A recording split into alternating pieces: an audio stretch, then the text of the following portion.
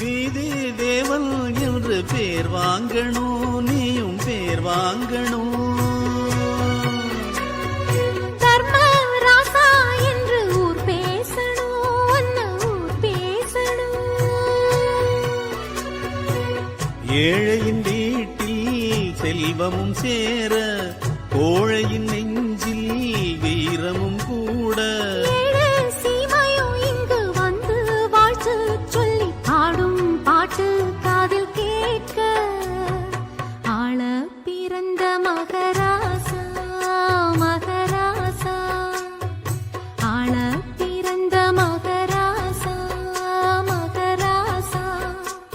உன் தோளை நிமிர்த்தி வீரம் கொள்ளடா, நீ வாளை உயர்த்தி தீமை வெல்லடா.